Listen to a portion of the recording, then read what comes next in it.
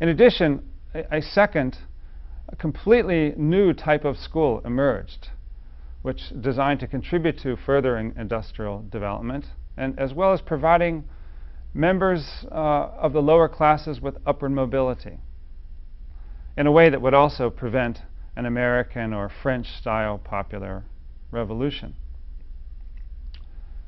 Now, the higher technical institutes already in place were awarding two types of degrees.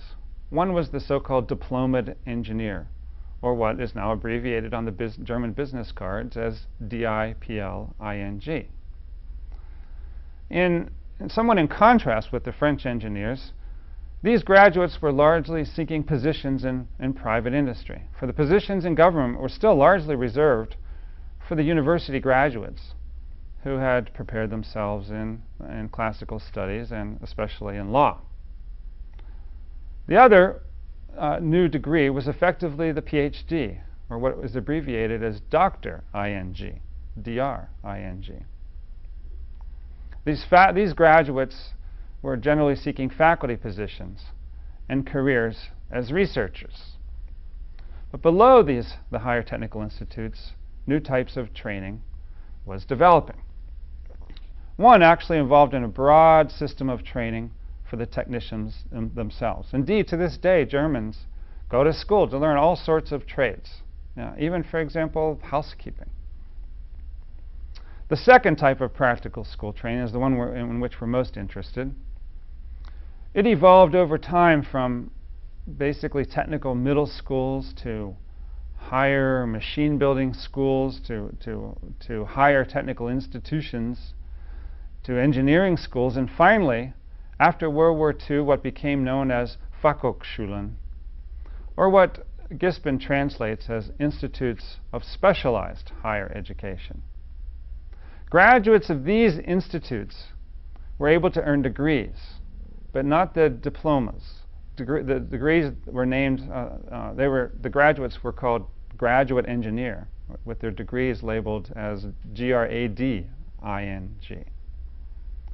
And we'll discuss here a little bit further down the details of training in these specialized institutes, as well as in the higher technical institutes. The key point for us now is that while the higher technical institutes were concentrating on higher levels of abstraction and on basic research, more analogous to practices in the universities, the specialized institutes were emphasizing the more concrete, the more everyday applied and practical engineering tasks.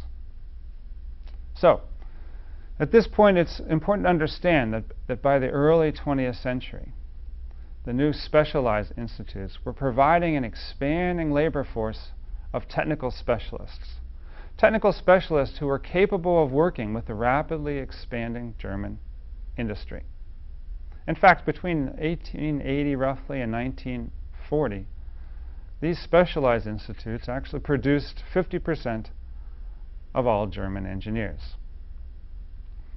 As the German industry was expanding, these technical specialists came to see themselves and to be classified on the job as quote-unquote higher labor.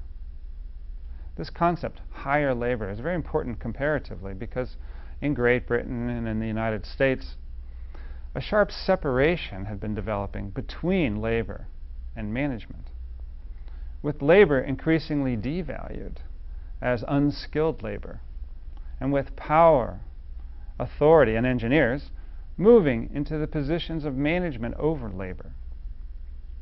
In contrast, in the German context, technical labor retains value, suggesting a much closer connection between engineers and technicians, and value in the connection between both of these and technologies. In the early 20th century, with the large companies growing, the German engineers actually began to organize unions to represent the interests of these higher laborers. In 1910, one union took the bold step of asserting that all graduates of the specialized institutes should be considered engineers, should be able to use this label, which originated in the French context. This move illustrates the fact that there was a continuing ambiguity over just what engineers were. Who are they, and who would count as an engineer? Because the term still carried no special formal legal status, industrial employers often promoted their technicians and other employees into this category. Still much more important here in the early 20th century were the government bureaucrats and the industrial leaders.